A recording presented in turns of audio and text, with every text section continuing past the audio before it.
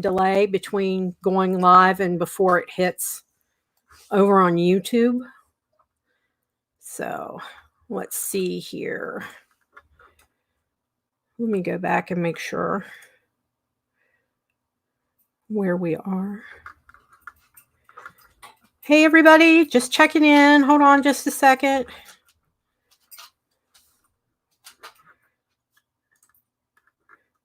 I'm going to bring up the chat, pop it out.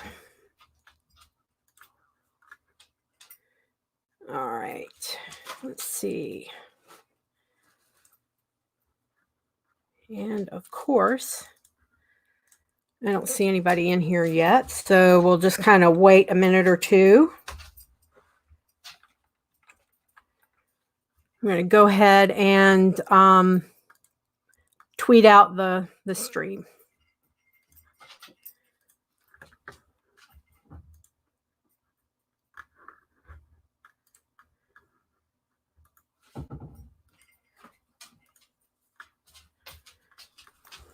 Yeah, we've got a couple. Oh, hi there. We have Skyly in here, and we have Hell Saint. Hello there. Welcome to the Witch's Cauldron. Going to wait just a couple more minutes until we get a few more people in here. But so, NightShayde, how have you been doing since the last time we got on here?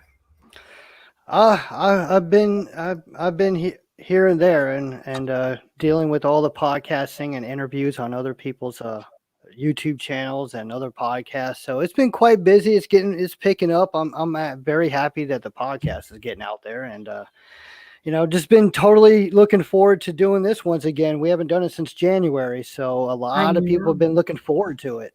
Yeah, unfortunately, the last time we were supposed to do this, I ended up with the plague or whatever. I don't know. It was the flu that I couldn't hardly get rid of, and I had no voice whatsoever for about 3 days. Of course, my better half enjoyed that immensely because he didn't have to hear me talk. So there you go. But yeah, so for those of you who may not know, my friend NightShayde, he runs a podcast called Flatline to Beatline. And when the video's over, I will pin a comment at the top and link him out to one of the places for his podcast, and I'll link you out to his Twitter. But he brings together, all kinds of pagan creators, whether they're, YouTubers or they're podcasters, business owners, writers, artists, and he brings attention to people in the community. And so that he can try and build a network where we can all come together in community and discuss things that are going on. And I think that's really an awesome. If you have not, looked up Flatline to Beatline podcast, I really encourage you to do so. He's on just about every platform there is. And, I really do encourage everyone to look him up. So, all right. Are you back here, NightShayde? You're muted now. Okay. Yeah, I mute so I don't have any background noise, or if I burp or fart or anything like that, it doesn't come through the microphone. It's all good here on this channel. We have no shame in our game.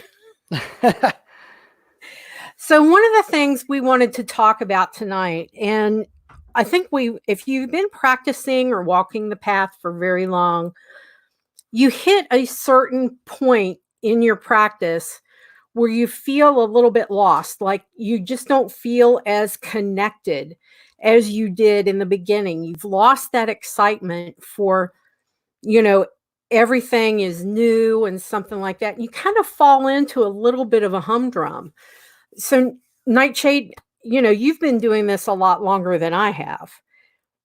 Have you run into something like that in your practice where you've kind of had a little bit of, you're feeling just kind of like meh about it? Oh yeah, every day, because it's a normal thing. I mean, people get burned out. People have real life issues that affect their practice, whether it's financial or employment or just just feeling like crap, and that's going to affect that, and it'll just kind of douse anybody's mojo and confidence, especially when spells don't work. But yeah, I've faced that all the time. I'm a human being, and anybody that says that they've never faced that either has only been practicing for a couple of days or is just flat out lying. Well, you know, and I think regardless of what path you walk, I mean, whether you're Judeo Christian, whether you walk a pagan path, whether you're, you know, Islam or whatever, I think we all have what I would call like a crisis of faith. And even when, if you're like an agnostic and, you know, you're a traditional witch and you don't necessarily, um, you know, connect your religion with your practice. I'm going to put it that way for lack of a better way to say it. Um, I think we all have that point, and I know that in my life, in my 50 years on this earth, I've had quite a few little crises along the way. And it's taken a lot to bring me out of it, where I just feel like, you know, we all hit those stages where we're like, why me? What the F did I ever do to have all this shit dumped in my lap at one time? And it's like, why aren't my spells working? Why aren't my, you know, for lack of a better word, prayers working? And it's really hard sometimes to get yourself out of that rut because, you know, I don't know about you, sometimes, you know, humans like to sit on the pity pot, as I call it. And it's really hard. So, Nightshade, what have been some of the things that you have done to, you know, really kind of jumpstart your passion for the practice again when you hit these slumps? Well, reality. Honestly, to me, the best thing that one can do is one, not overreact, but two, if you want to do a lot of shadow work, it's a very overused term and it's very misunderstood. And if you look at, you know, kind of creating a pros and cons list Mm-hmm. of saying, you know, let's just say it's spell casting, and well, maybe you're, you know, you're approaching it wrong. Maybe you're doing a prosperity spell and you're asking for tens of thousands of dollars when that ain't going to happen. But if you start small and ask for $100, it just may work. And so when you start seeing the positive things that one can do, or that person can do, saying, hey, look, I'm not the smartest tool in the shed, but hey, I'm pretty good at other things. Right. So you're getting this balance of, because honestly, there's a fine line between arrogance and confidence. And that is absolutely crucial. So when you're down in the slumps, think of one or two things that you're actually good at, think positive things about yourself. And you have to face reality. It's going to pass. And there's an old saying that if it goes longer than 3 days, you're doing it to yourself. There's Yeah. no external forces. So, you know, yes, we get kicked in the gut, you know, in life. You know, life throws us a curveball and we've got to roll with the punches. And sometimes it's easier said than done. And I've been down and out for weeks at a time where I just can't get back. And that's when I look to, very rarely, outside sources to kind of say, hey, help me out here. I'm really struggling. So admitting that you need help and going to friends and family, not trying to have a pity party, but really seeking help. It really does. It does help. So, and plus, you know, if you have kids, you know, that's another thing going, hey, look, I can't be this way because then they're going to see me this way and it's not going to look good for them. So there's so many different ways, honestly. Yeah. And I think that if you guys, you know, kind of read the description of this live stream, you know, it's like how to get your mojo back and the way that your ego can affect your magic. And you just touched on that. Um, because we can, as magical practitioners, let our egos get in the way or get out of control where our magical practices are concerned. And sometimes we link the success of our spells with the success of ourselves as humans, I think, a little bit. And it kind of rocks us a little bit at the core. I'm buffering, am I? I hope not. Okay. Can you hear me, Nightshade? Oh, yes, I can hear you perfectly Okay. clearly. Okay, good, because I was buffering there for a second. And like for me, this channel was my way of getting my oomph, getting my mojo back, because when I retired back at the end of 2016, and then I had this, like, free time. I had a lot of time, that normally I would have been commuting into work, doing my job, going out after hours and everything like that. Hello, Thornrose Witch. How are you? Um, so this channel is the result of one of those things, because to reignite my passion, because I incorporate my magic in my everyday life through a lot of kitchen witchery and maintaining a magical household, it your magical practice almost becomes second nature, and you don't even realize yourself that what you're doing is magical in and of itself. And you kind of like, you almost poo-poo it because you've ingrained it so much, and it's because it is second nature. And so when I really had my little bit of a crisis little over a year, well, about a year and a half ago, when I started this channel, and really started focusing on this channel. I also have a paranormal channel that I was doing. But this one is what reignited my spark again. And you started up your Flatline to Beatline podcast. Has that done anything to like reignite that spark and help you find your mojo? Well, look, not so much Mojo. I guess it helped me on a various different level. Anyone that knows me, I'm actually very reserved in real life. And, I don't talk out in public. I have that paranoid look. I don't really speak to anybody unless I have to. And, but I was completely different behind the scenes. I'm completely different behind a microphone. I'm more open. I'm more flamboyant, if you will. And, what the podcast has helped me do is not only network with some just amazing people, and to talk with them and get their ideas and to help promote other people. It made me realize that, hey, I'm actually good at something. It's about damn time that I can do something right. And it has built my confidence. And I know a lot of people are saying, yeah, dude, when are you going to come on the camera? I'm still working on that. All right. So I got to get my mojo to actually take that big leap, but I am working through it. But it has really helped me to realize, hey, I can make a difference and I can really help people, and to focus on those who nobody pays attention to. That's what matters. It's those small deeds, those small little steps that matter. And that's the same thing with magical practice. Everybody thinks, oh, vacuuming, it's dusting, it's cleaning dishes, it's cleaning your house. That's magical in itself. Right. And if you say that's just nothing, you want the Big Bang Harry Potter type spells, then honestly, you don't even know what you're doing. And to me, it's the small things that matter.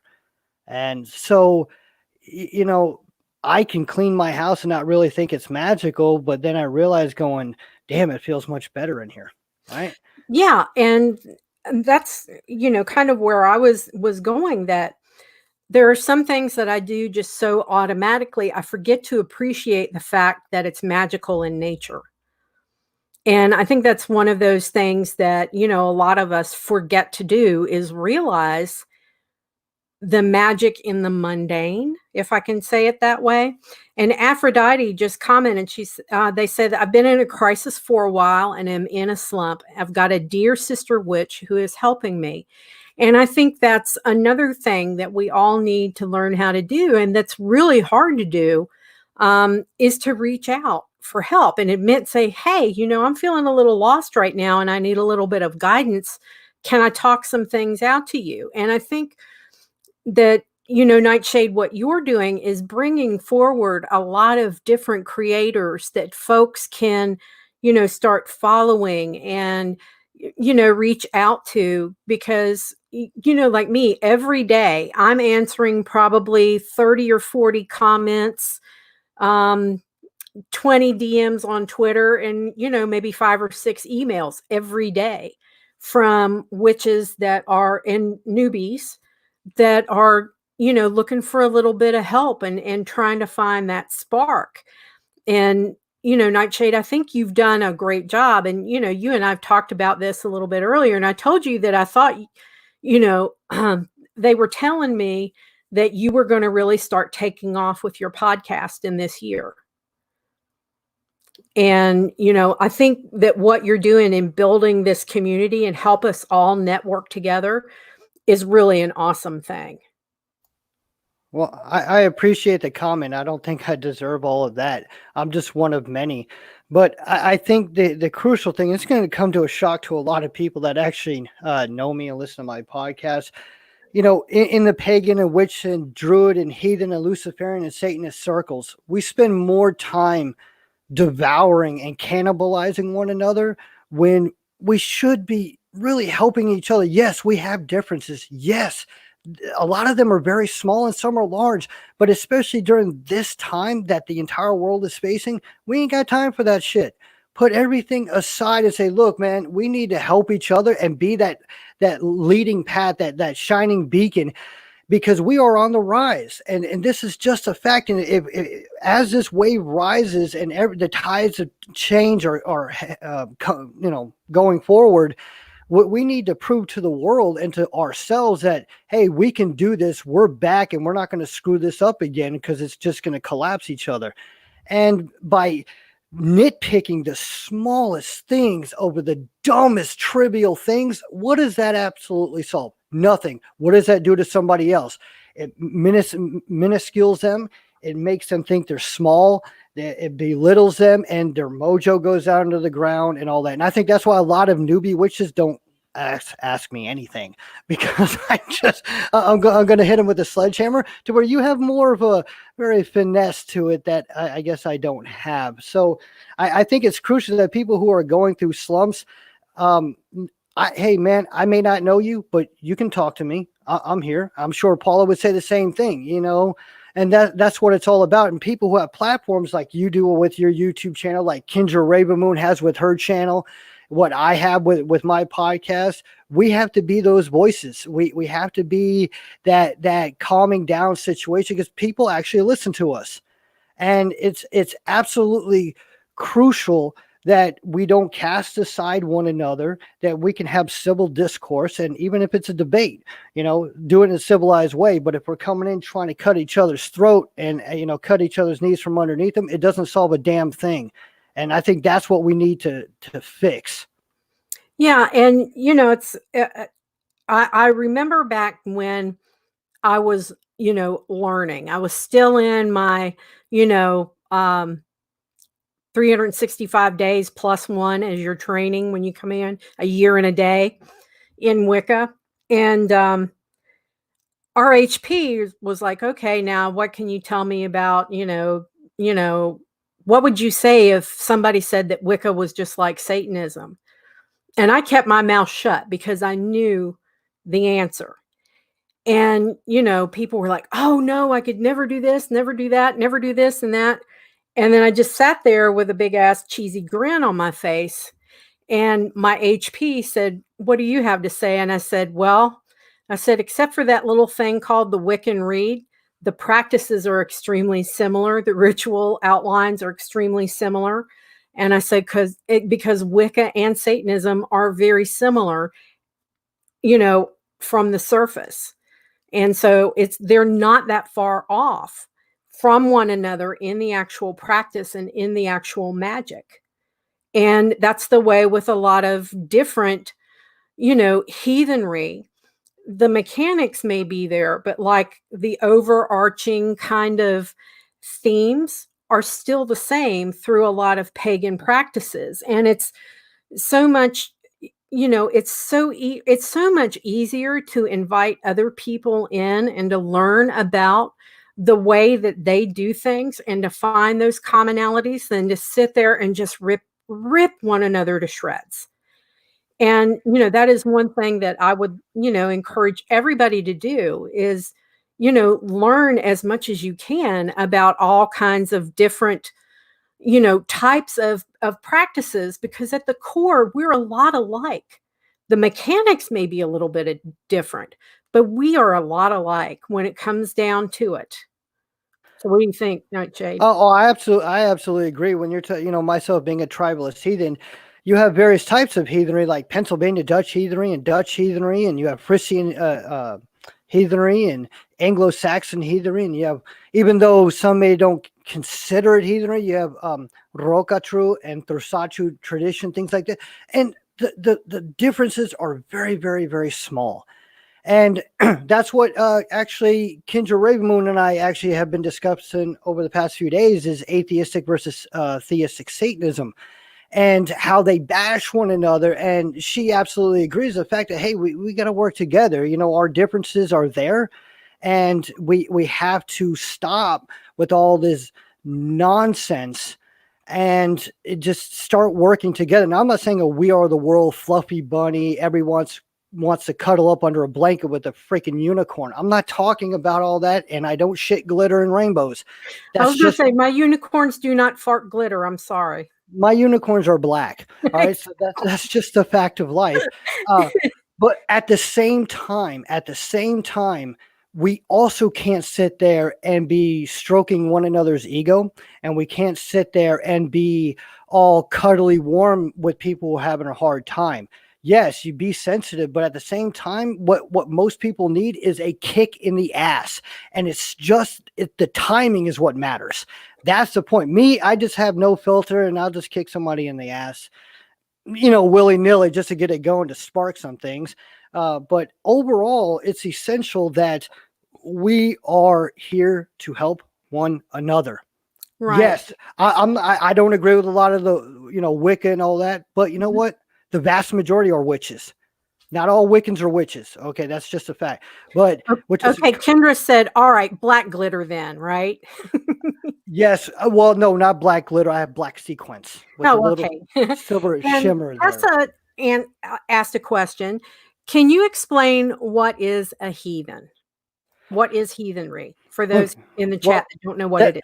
That's well, on a basic thing, if you look at the pantheon, whether it's Germanic or Anglo-Saxon, either, you have Odin and Thor, or Thor and Frigg and Frey and Njord, and things like the goddess Hel and things of this nature. Though that's the pantheon of it. But heathenry is, if you've seen the show Vikings, right? The kind of paganistic rituals that they have in a very simple way of doing things.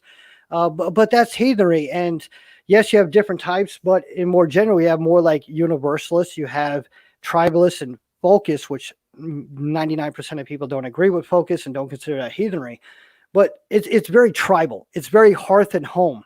And for those who are really interested in heathenry, on my podcast, Flatline and Beatline, a couple of weeks ago, I interviewed Eric Wordweaver Shervin, who is an indirect mentor of mine when I started becoming a heathen 2 years ago. And it is absolutely such a hit. You want to learn heathenry, you want to sit there and get down to the nitty gritty, you go check him out on YouTube. And I'm telling you that's the best way to learn. He is an extremely knowledgeable person. Also, another person on there is Midgard Musings. That's another YouTube channel if you want to learn really in depth about heathenry. So, you have to take the time to learn.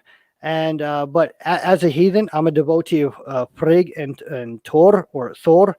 But I also work with, Lucifer. I work with Azazel. I work with Astaroth. Or, I'm just an amalgamation of, I don't even know what. It's kind of like me. I started out. I was raised Primitive Baptist. And that left me feeling really kind of lost when I was going through a divorce and stuff like that. And that's how I ended up in, paganism, and specifically in Wicca.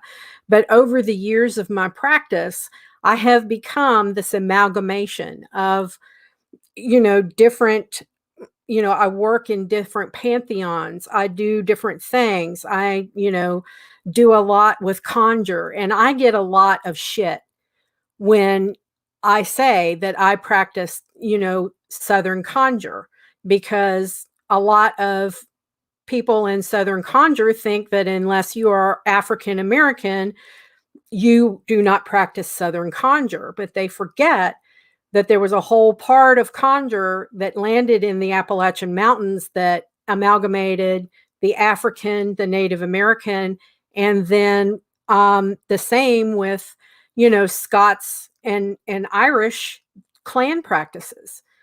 So, we've got to stop lobbing bombs at one another.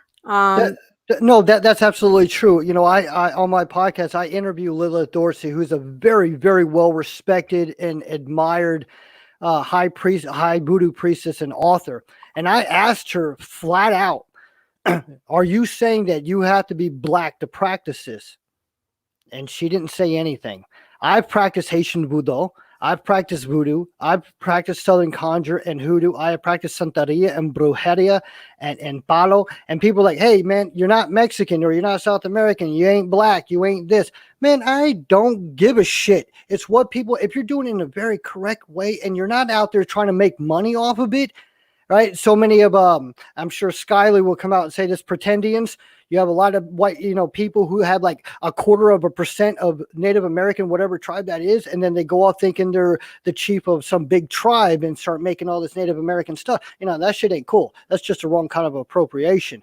All right. So, but if an individual has this amalgamation of practices and they don't come out and say, oh, that's cultural appropriation because you're not from this. You know what? We all appropriate from each other's culture.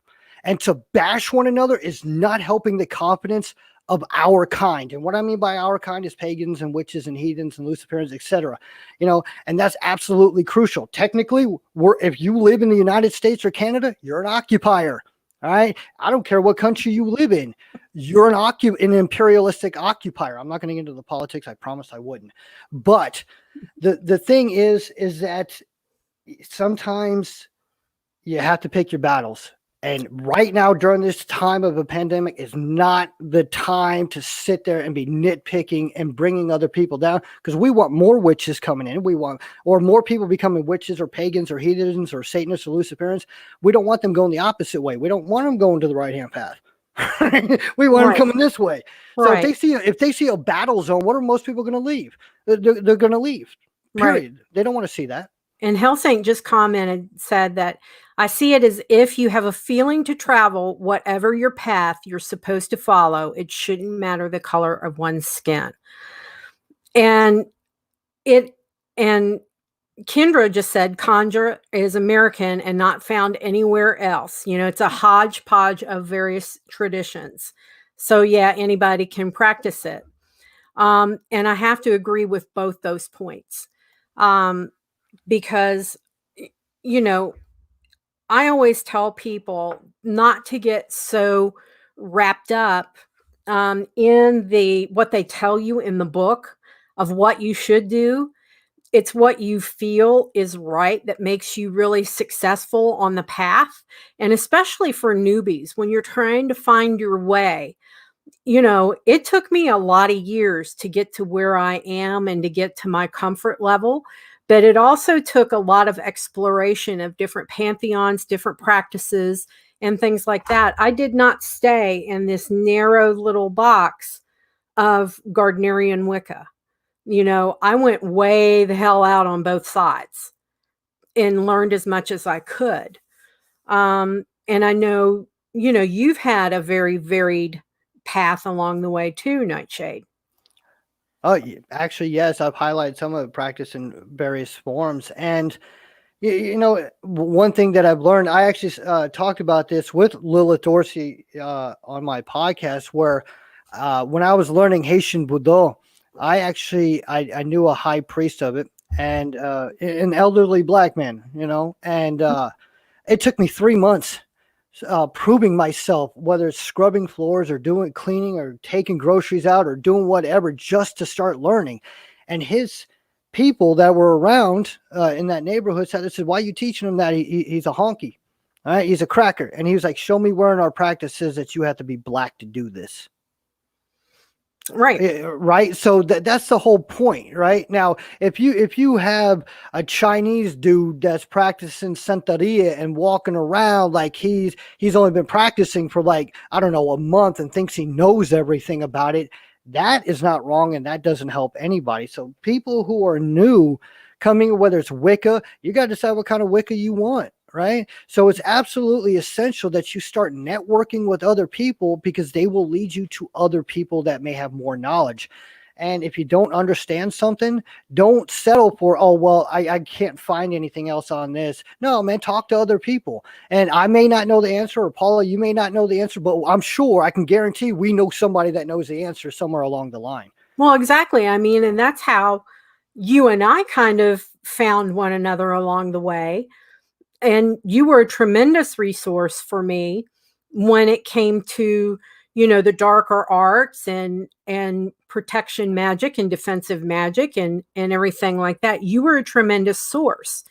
And those videos, like on defensive magic and, interview with a dark witch, and even our last live stream that we did, are in the top 5 performing videos on my channel.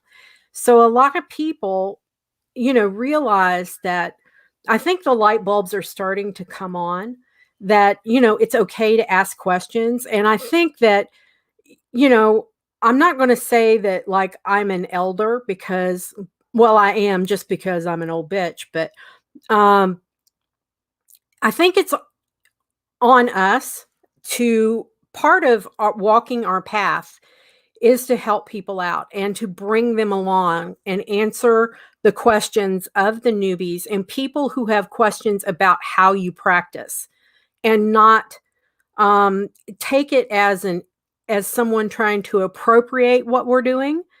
Because, I'm one of those. I have, Native American in my background, but it's way back.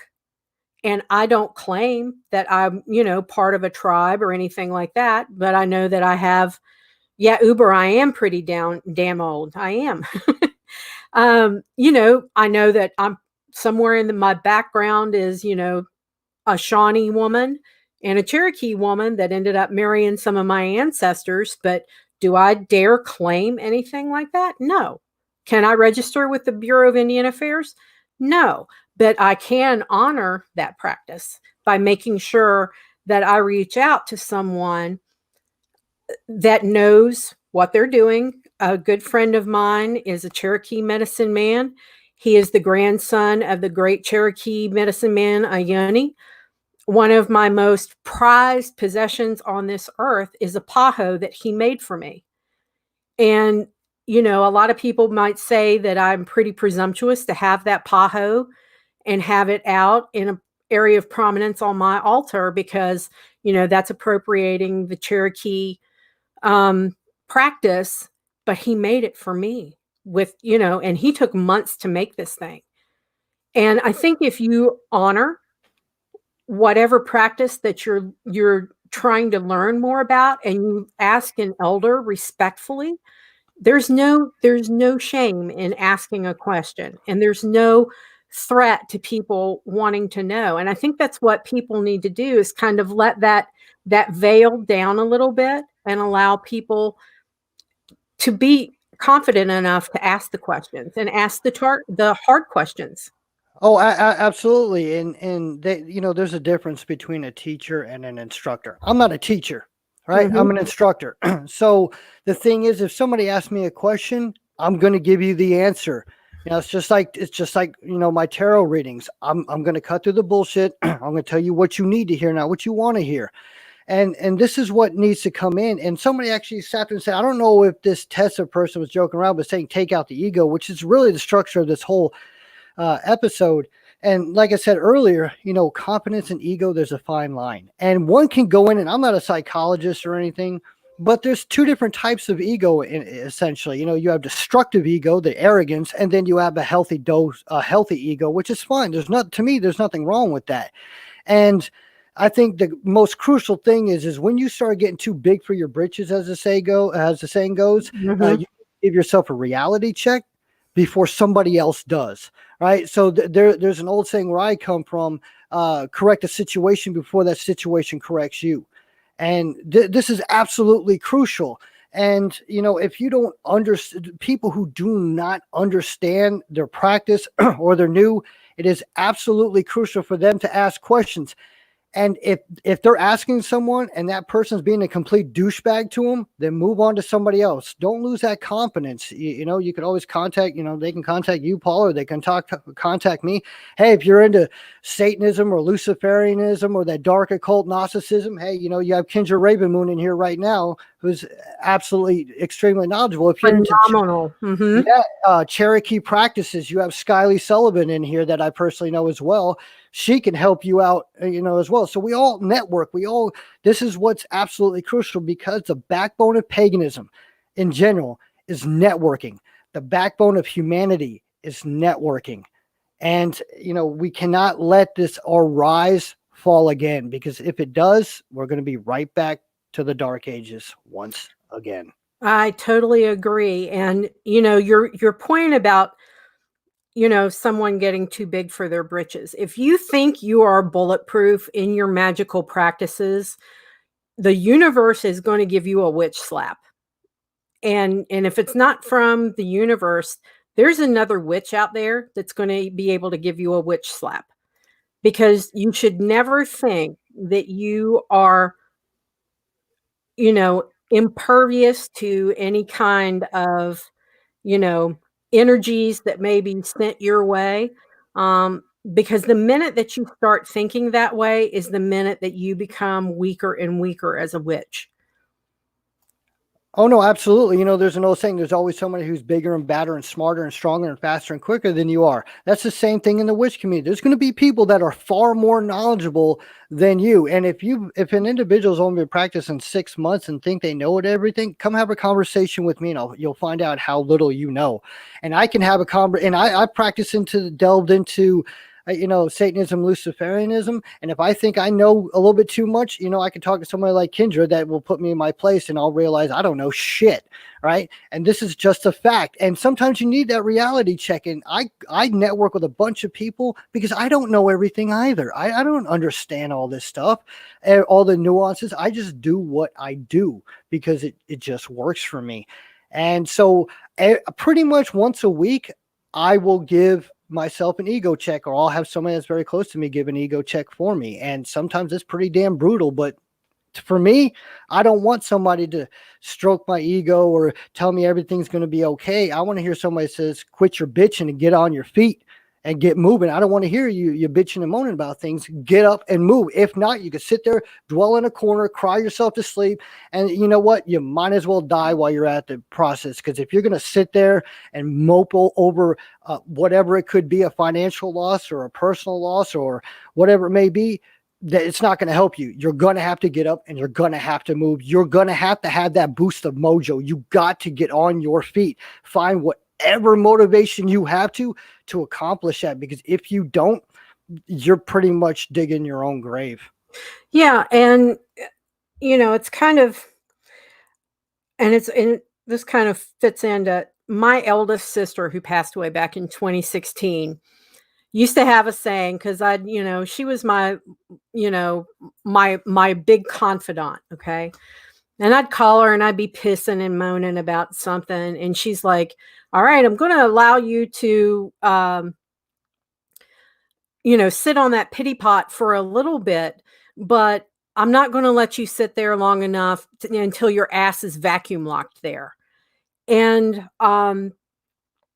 you always need to have a good, healthy dose of, you know, humble to put along with your ego.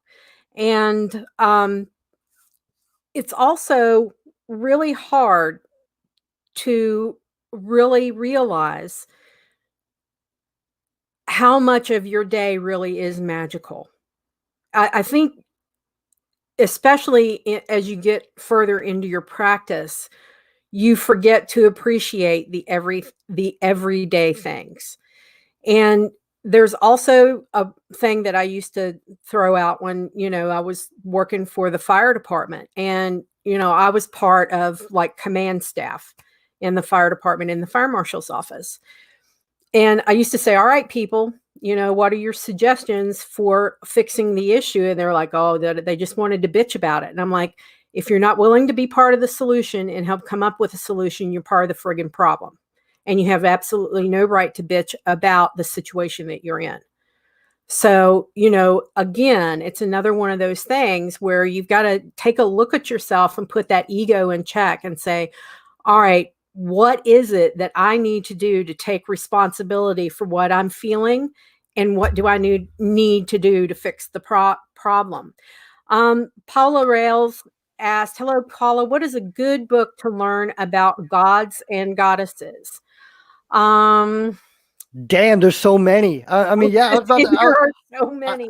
I was about to say, people can ask questions or whatever, but I actually just want to tail on something you just said, and that is, yes, going to people and trying to get your confidence up and seeking help, just trying to help out, but at the same time, don't overstay your welcome, because that which you may go to has got other plans, right? They got their own spirituality, their own path, their own life that they got to forge ahead on. And it's almost like individual. If you ever go to an airport and you have those moving sidewalks, if you get on, those things are meant to increase your ambulatory efficiency. You don't get on there and stand, right? Because you're going to have somebody like me that's going to be pouncing down that damn moving sidewalk. And then you hear a collision and all you'll hear is, dude, get the fuck out of my way, right? Because that's how it is. And that's life. So don't overstay your welcome when you are seeking aid from other people. Take what you can, nurture that, and learn from it. And don't think, and sometimes the best advice is something you don't understand at that moment, but you will come to understand later on. So. Right. And Paula, there are a lot of books out there. It depends on what pantheon draws you in, or the gods and goddesses that draw you in. What I would suggest first off is to get a really good book of correspondences, because in them they have sections on gods and goddesses and their common themes, and the herbs, the gemstones, the trees, the plants, everything that's affiliated with them. And then look at that and then delve deeper. See if you've got, a particular god or goddess that draws you in. Because there's like Celtic Myth and Magic by DJ Conway. Raven Gramassi's got a great book out there on Strega, which is Italian witchcraft. There are great books out there on heathenry and the Norse pantheons. There's Raymond Buckland and his Sellouts Wicca with all the, Saxon Wicca. And then there's Dorothy Morrison. She had a book out called Dancing the Goddess Incarnate, which is really good. And if you're into conjure, there's books by Mama Star Cassis and Orion Foxwood. And, I could go on and on and on. But the first thing that I would tell you to do is to get you a good book of correspondences, either the one from Llewellyn's, or there's one that's Holland's magical grimoire of magical something or another. It's by Eileen Holland. And then see who you're drawn to. There's also, you can just sit there, quiet your mind, reach out and see what god or goddess reaches out to you and tries to connect to you. I have, a meditation on my channel for the god and the goddess. See who comes into your life. Do you have any that are really good, NightShayde? Honestly, no. Okay. My thing is I would tell this person, first of all, you got to figure out what path you're on in the first place. All right. And the second of all is, who are you drawn to? And it doesn't have to be a certain pantheon. Maybe it's a certain culture you are, connected to. It could be, I don't know, the Chinese culture, and you start getting into the deities of that, of Qi Yang and all of them. I'm not very confident of that. But at the same time, when you're seeking a god or a goddess or anything like that, you have to be very, very careful, because you have no idea who's coming through and connecting with you. This is absolutely important. I will shout out another person on YouTube, Vic from Moonlight Witchdom. I actually had her on my channel a long time ago, or on my podcast. She just released a video discussing deities, which is very rare for her. And she hammers this in and saying, don't believe everything that comes through to you. Don't believe everything you see and hear. So you have to absolutely make sure that if you think you're communicating with, I don't know, Carnunos or what have you, you better make damn sure that's who you're dealing with. Or if you're trying to get in with the Goetian, the primordial beings like Astaroth and a Beelzebub or Lucifer or anything like that, you better be, he's not Goetian, but people get my point. The thing is, you got to make sure. And if you try to go in willy-nilly, you may have a sludge connect to you, what have you. But I think the best advice is something, maybe there's a certain culture that you're attracted to, and then you can actually go from there. Yeah, it is. It's all about what I mean, because I, just naturally kind of connected in the Celtic Pantheon when I started out. And then it's like taking this winding path to where I am now.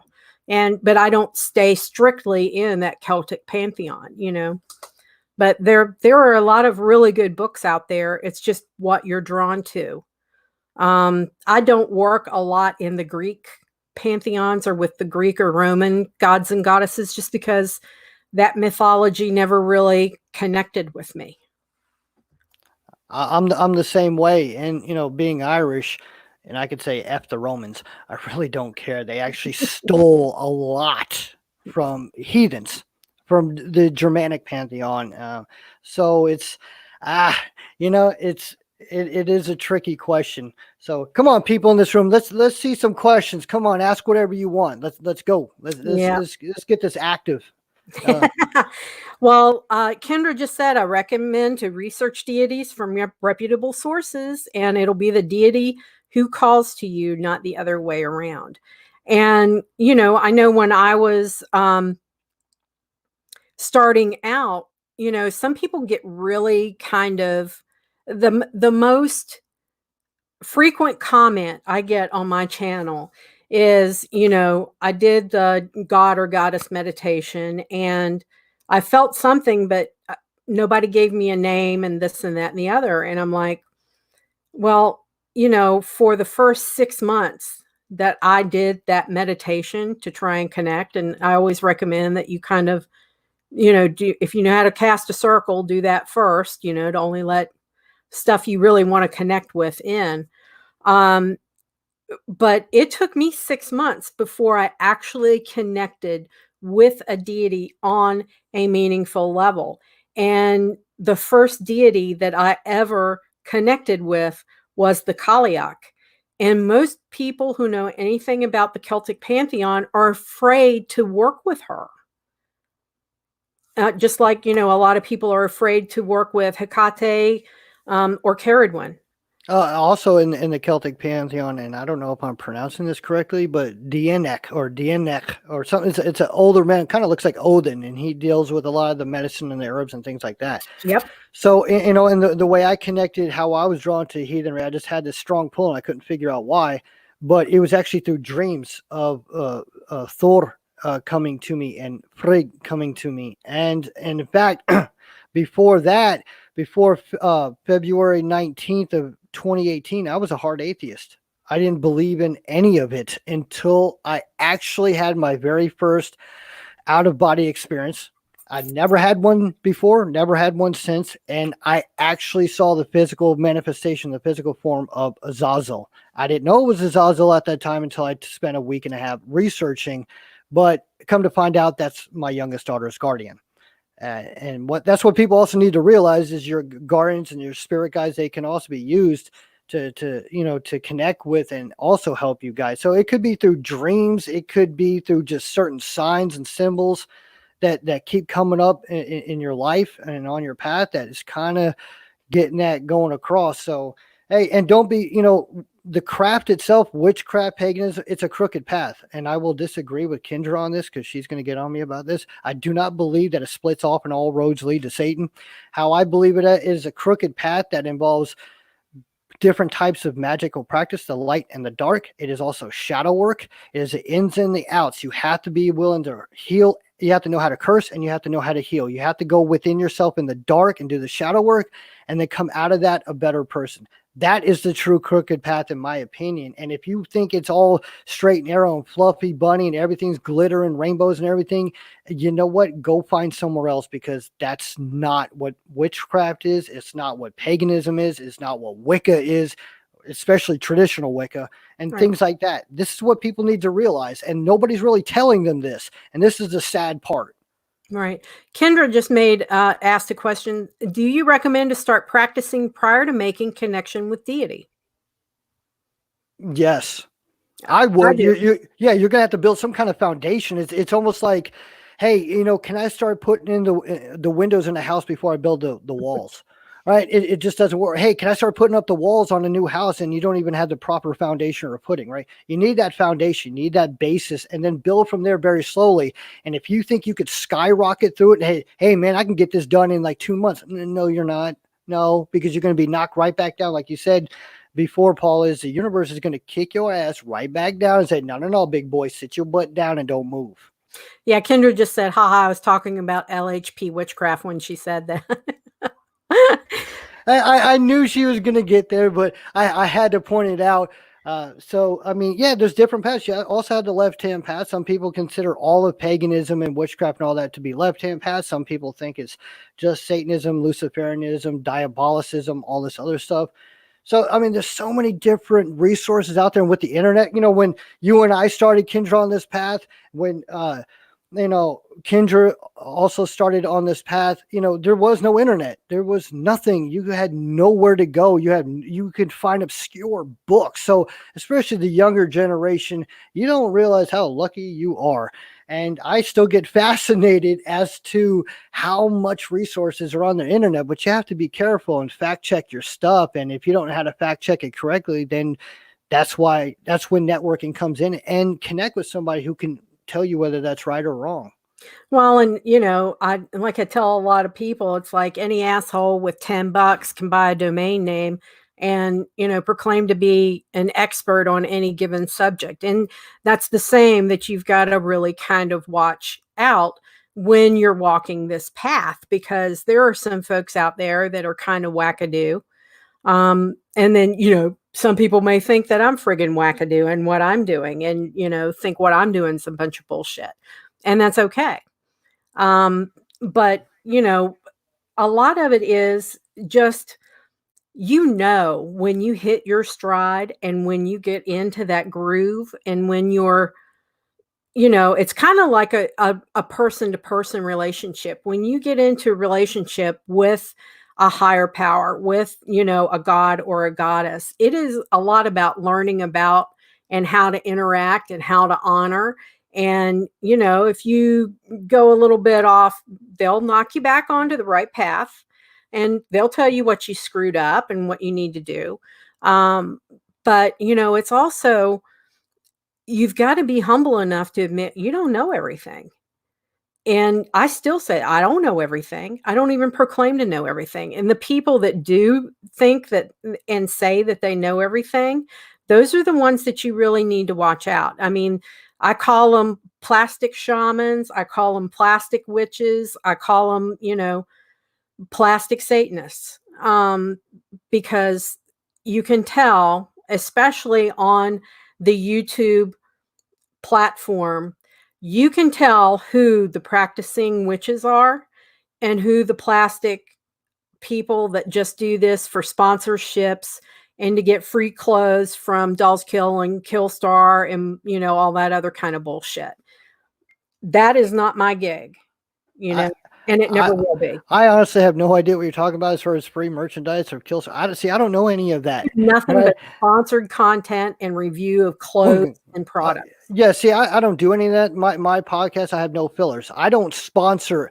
No, I don't have ads because, you know, except for instance, Ravenwood in her store Deep Within the Hollow, because I've known Ravenwood for so many years and I believe in her products and stuff. I'll promote that, you know, and of course, Paula, you know, if you had a store, I would promote that. But I've had sponsors coming to me saying, hey, you know, we'd like to put an ad on your thing. No. Why? Because your product's crap and I don't believe in it. And I don't think it's going to benefit my listeners. So we have to be that vanguard as well. You know, I'm Generation X. You're close to Generation X. You know, so I'm a boomer, baby. I'm at the very end of the boomers. exactly. So Generation X is stepping up and saying, you know what, we need to take the reins and we're going to take control of some of these millennials and post millennials and Generation YZ, purple, green. I don't know what damn generations there are. And it's absolutely crucial that we do this, but we have to be on that forefront. So yeah. Well, you know, and because I was seeing Hell Saint says you mean sellouts, Paula. And I'm like, yeah, they're sellouts. And yes, Aphrodite, boomers do rock, don't we? I mean, hell no. The time of the boomers are over. Okay. It's go into a little recliner.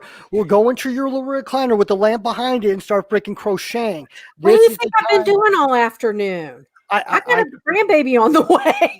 I crochet as well, sort of. I actually tie knots and consider it crocheting. No, it's time for Generation X, right? We are the original middle fingers to society. We tore the system down, and yes, I know Skyly now. Yes, I understand. Skyly's giving you a gut check. Yeah, she's giving us here. But Generation X, this is our time. All right, we have learned from our elders in a way with the baby boomers, but now it's time that we put our own twists on things and start putting people in check. This is just a fact. But I can tell you this, when baby boomers and Gen X team up, I'm sorry, you can team up the next 50 generations and you ain't going to compare to us at all. There is a lot of, I'm going to say there's a lot of knowledge and a lot of enthusiasm. You know, the boomers have a little bit more life on them, a little bit of knowledge. But for the most part, you know, I've already raised my kids. My kids are in their 30s. I got grandbabies and the whole 9 yards. It's like, your girl's worn out. But you've got the Gen Xers that are still, you know, got enough piss and vinegar left in them to bring things back. Because I think somewhere along the line, the path, the crooked path really got lost.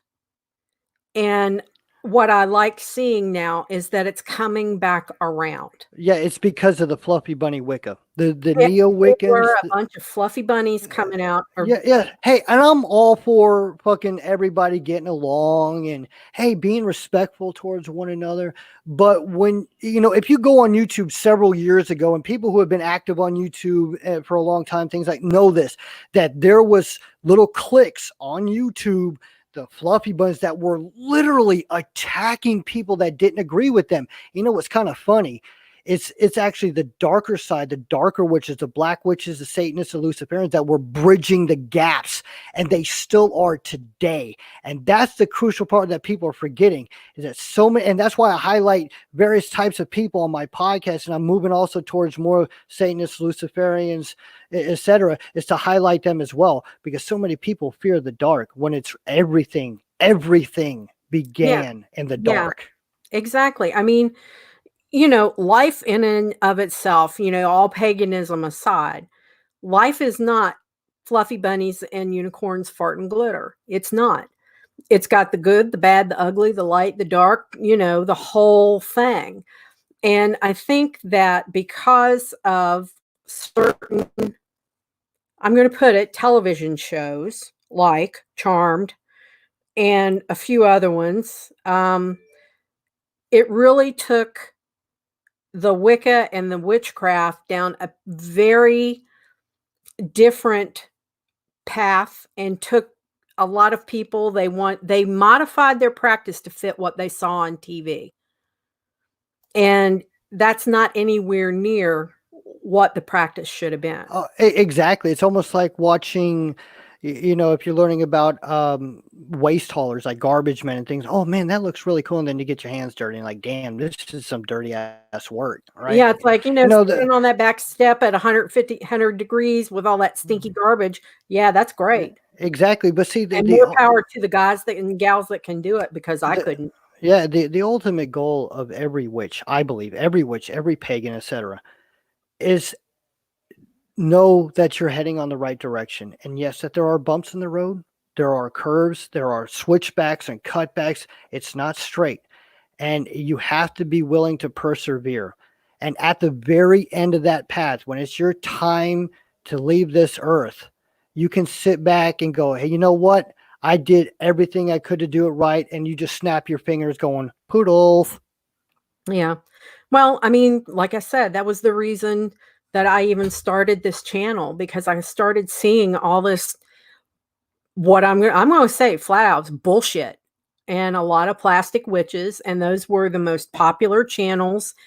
And you could tell that those people had not truly practiced the craft, because they didn't know their butts from their elbow.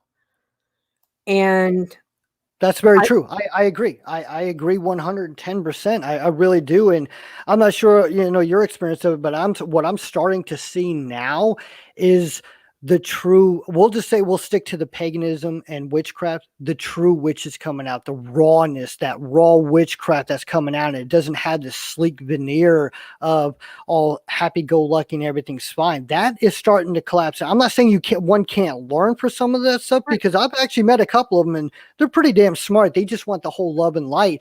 And, you're kind of delusion. It's all a delusion. Like, dude, that's not what life is. Once you go into, downtown Detroit or Brooklyn or something like that, and you're seeing the homelessness and the poverty, but don't sit back in your suburban house in your Florida room or something like that, sipping iced tea, thinking life is hard. That's the same thing with witchcraft. It's dirty. It can get messy. It can get nasty. It can get dark. But at the same time, there's also light. There's fulfillment. There's happiness, and there's joy. Yeah, and Hellsink just said you have to be able to get your hands dirty at times and not be afraid of it. And I think that's one of the big takeaways that, Nightshade, you and I have had a lot of conversations, is to, it's okay to do the shadow work. It's okay to learn about that shadow side of yourself, because it makes up you as a human being. That shadow side completes you as a human being and as a witch.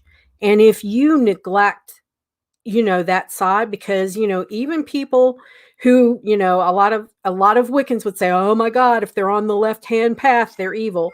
And that's bullshit. They're not. A traditional witch, someone on the left-hand path, a Luciferian, a Satanist, they're not inherently evil people.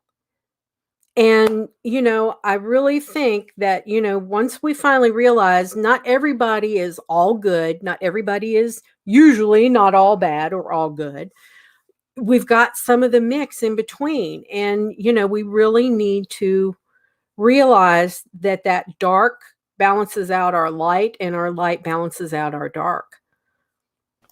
Absolutely. I believe that in the dark is where you find who you really are. That is where you learn the most about yourself, and where you actually experience true enlightenment is in the dark. It's an old martial arts trick. They used to sit there and blindfold you, put you in a dark room and say, keep your mouth shut, keep your ears open and listen. And you'd be surprised how much you can listen, including a lot of natives that I personally know will listen to the wind. I don't know the actual term for it, but go out there and listen to the wind. And when I go outside, I just hear freaking wind blowing, but they hear messages. Why? Because they're more finely tuned. And that's something I would want to learn. Right. So, I mean, that's the whole thing. I truly do believe this whole Wicca battle thing with light. I think all that's settling down now. And I think it's going to eventually evaporate.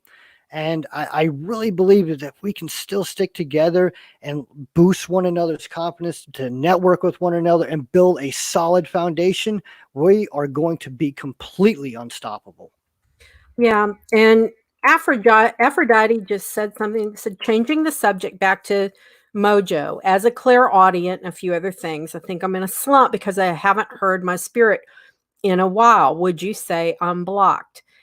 And I'm going to put this out there because, I'm a medium, and my guides and my guardians have kind of almost like put a damper on some of my abilities because of the raw emotion that is out there right now because of the virus.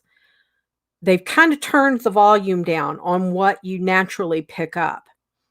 Because I'll tell you right now, if I had to try and filter everything that is going out to the universe right now with all the grief, the sorrow, and everything else, I would wear myself out trying to filter everything out. So I think a lot of people, your gods and your guardians, will turn your abilities down and kind of, help filter everything for you when there's so much going on right now. I know some empaths that have never bothered to really learn how to control their abilities. They're about ready to lose their minds right now. And I'm being very, very serious. Oh, And I agree. I'm a clairsentient and an empath, and Aphrodite. I know exactly who you are. But the thing is this: don't look at it as you being blocked. Look at it as you look at the flip side of it, that you're actually being protected, that there is a shield around you to protect you from what could be completely destroying you and giving you a much worse time. So instead of looking at it from a negative standpoint, flip it around and look at it as a protective thing. And I hate to say it, the two most hardest traits to accomplish in life is humility and patience. And that is, I think, what you need. Just keep striving. Don't push too hard, but remain patient, because soon that shield, just take that time to hone your skills, right? In that protective bubble. exactly. Now they're giving you the opportunity. They're shielding you. Like, I know for a fact, many, many years ago, I broke my tib fib. And it was a week before they could put my leg back together. My leg was in 4 pieces. And your girl was on a lot of Percocet. And you are not able, as someone with abilities, to, when you're that whacked out on Percocet to keep your pain levels down, you lose a lot of your natural ability to shield yourself. My gods and guardians came in and shut me down, and my friends Alex and my friend Marta helped keep my bubble up around me the entire time until I was off the painkillers. So let's see. What is that? Llama Lily 04. I only I started about Wicca and Witchcraft. How do I know I'm on the right path? I'm a very generally scared person, and I'm hoping this will help me feel safer. But what if it's not for me? Oh, please let me take this. Please let me take this one. I get Are this you going question. to be good? Are you going to be nice? I can't promise anything. Please be nice. Here's the thing. If you're getting into Wicca and or witchcraft, first of all, they're two different things. Yes. Okay, witchcraft is a practice. It's a trade. It's a skill. It's an art. Wicca is a religion. All right. If you're getting into it in order to feel safer, go back to Toys R Us and watch Harry Potter. All right, because that's not what it's here for. All right. Now, if you truly feel you are being pulled towards it in a very positive way and you are serious about it, then hey, there are many ways of helping you with this, but you have to ask yourself, if you are doing this just so you can feel all cozy and warm inside and stuff, like wrapped up in a comforter with a hot cup of coffee or something, then it's no path is right for you. Right. And it's what draws you in. And I'm going to say, a lot of people that started with me when I was learning did not make it through to graduation day when I graduated as a high priestess. They didn't make it. And they don't practice it anymore. You know when it's right and you know when it's not right. You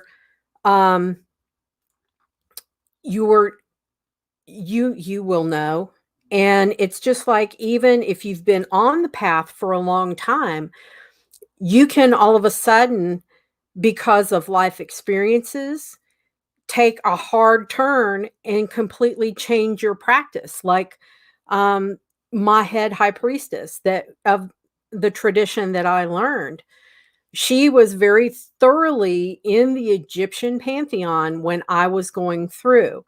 Um, she is now 100% heathen. And, it took some really kind of serious life experiences with domestic abuse and her wanting to take her power back that put her on the path of heathenry. And it fit like a glove.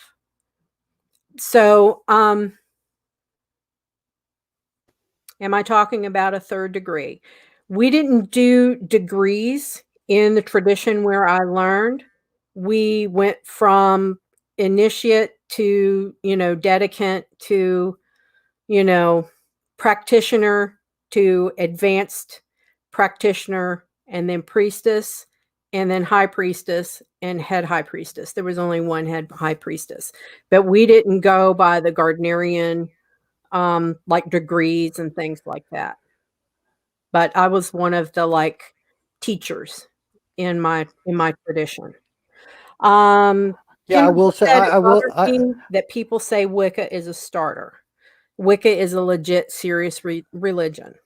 Oh, it is. It is. And you know what? I'll agree with her. Some people say that Wicca is a starting point, and then they get out of it and go to tradcraft, or they go to voodoo or Haitian Boudoir, or whatever it may be. Wicca is legit, but you have to decide which form of Wicca are you going to practice, the neo-pagan fluffy bunny or the traditional Wicca.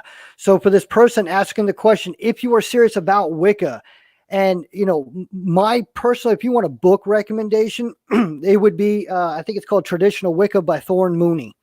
Right? Mhm. Absolutely outstanding. Right. All right.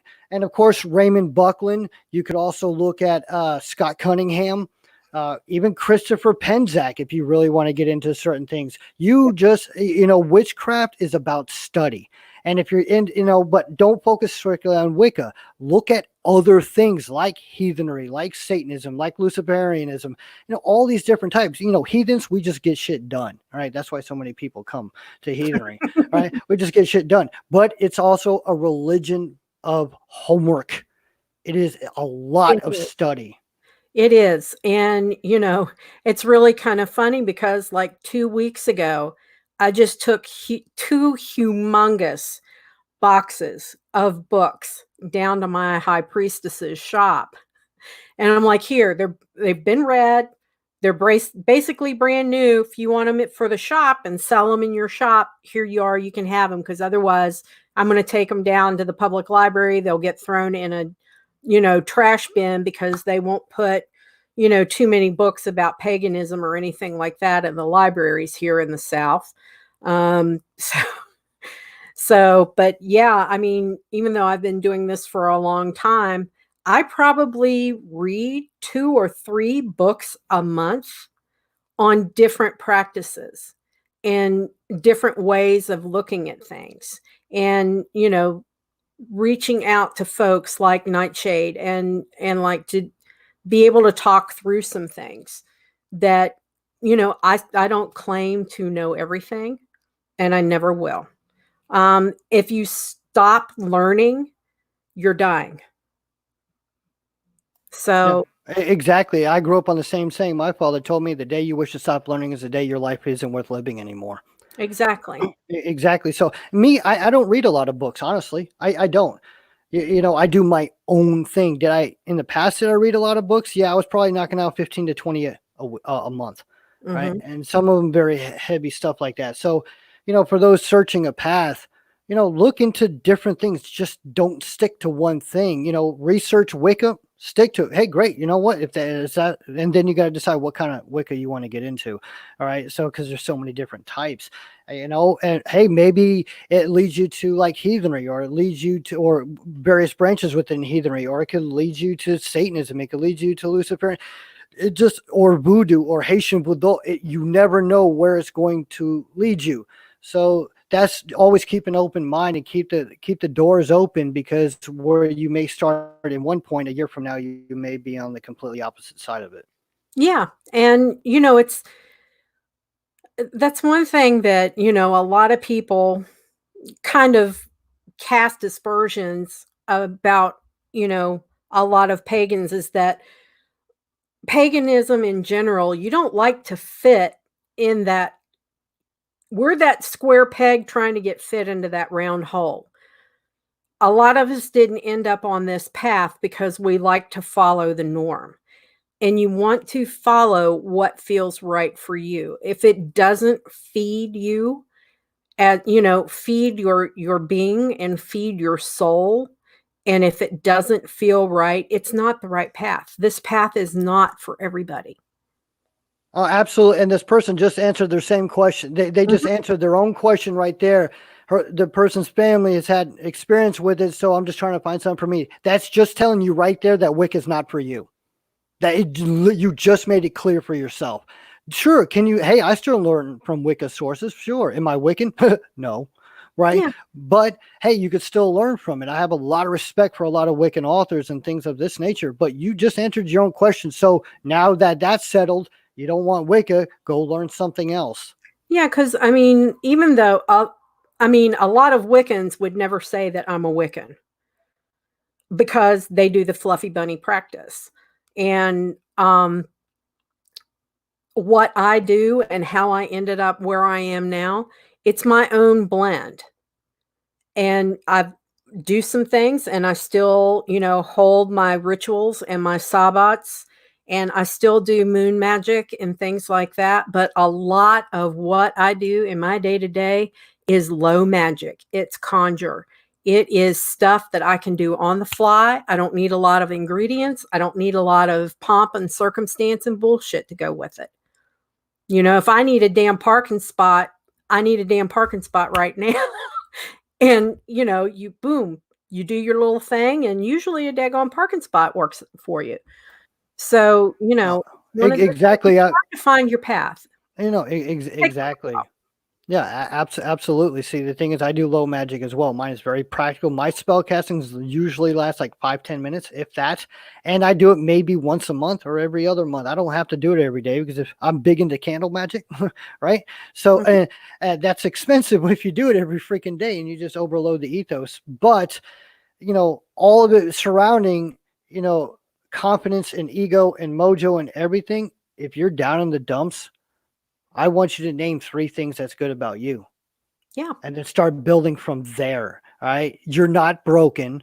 You just had your ass kicked too many times. All right. Or you got kicked in the head one too many times and it broke you, but you're not broken anymore. So start picking up the pieces, get on your damn feet and start moving. Really, that's what it is.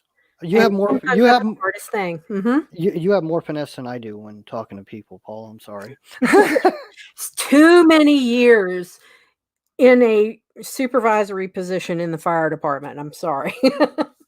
I had to kind of temper the girl along the way. Oh, exactly. So, hey, if anybody else has got any more questions, just ask, because I think we're at an hour and 17 minutes. We're an hour and 20 minutes into it. So. Damn, last time it was only like 30 minutes? No, we were right at an hour the last time. Were we? I don't know. It's been we so were long like 50, 58 minutes, I think. Yeah. Yeah. Because I run my mouth too much. That's the problem. Oh, honey, both of us can talk somebody's leg off if we want to. Oh, absolutely. Okay. And, guys, thank you so much for coming in. Tessa said Paula just has more filters. I have filters. They're just very thin. Or it doesn't seem like I have a filter because I just put it out there. That's just how it is. I'm not going to be all cozy with it. I'm going to tell you like it is. And especially when it relates to ego, if somebody tells you something and it hurts your feelings, that means it's hurt your ego. Yeah. That means right then and there you have an ego problem. And I may come in with a sledgehammer. I may come in with a dagger. Either way, I'm getting my point across. And if it hurts your feelings, well, you know what? You got your own problems to work out with. Yeah. And Skyly said, trust me, he's filtered tonight. I am filtered. I've been a good boy. Good. I've been good. I swear I have. I know you have. I even tried to make people laugh by going poodles. Yeah, I know. I'm just trying to make people laugh. All right, guys. Well, Nightshade, thank you so much. Again, guys, be sure to find Nightshade at Flatline to Beatline podcast. It is available anywhere that you get your podcasts. And be sure to follow him on Twitter. I'm going to pin everything. We're going to be doing this the last Saturday of every month, the same time. Think about, if you've got any questions you want to ask a witch for the next session, be sure to send them to me on Twitter or leave them in the comment section on this video, you guys. Nightshade, do you have anything you want to say in closing? No, I'm cool. Just to let people know, I just actually got onto Facebook for the first time in a long time. So there is a Flatline to Beatline Facebook as well. So, check that out. I'm on over 73 platforms, so you have no reason why you can't say that I can't find you. So it's out there. Listen, rate it, leave comments, because feedback, just like on YouTube for podcasters, is absolutely crucial. So yeah, it's been a lot of fun. I'm honored to even be on the show. I can't wait till next month. Yeah, I know. This is awesome. I have so much fun when we do this. And guys, Nightshade doesn't know I'm going to do this, but Nightshade has a Patreon for Flatline to Beatline. And I would highly recommend, there's content there that you get access early, you get notes and everything on his Patreon. You can come in at, a couple of bucks a month. It's awesome content. I highly recommend it. I'm going to put that in the description box and pinned in the comments too. So. Oh, I feel so special. You also, at the $5 and $7 level, you actually get a free monthly tarot reading, chainsaw style, that I normally charge $10 for. So you're actually getting it 50% off.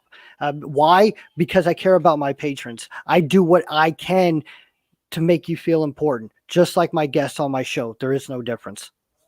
Exactly. And, Kendra, sometimes I would like to, have you come up on panel with me and Nightshade and, do a 3-person panel and have a shit. good round. You're asking for trouble. No, man. I want to hear what she's got to say. So, folks, thank you so much for coming in. I appreciate it. Nightshade, thank you so much again, my friend. And, I'm going to close it out with a little bit of Fluffy Bunny that I always close my videos out with. Merry we did meet. Merry we will part until we merry meet again. And until then, my friends, be well and walk in love and light. Bye.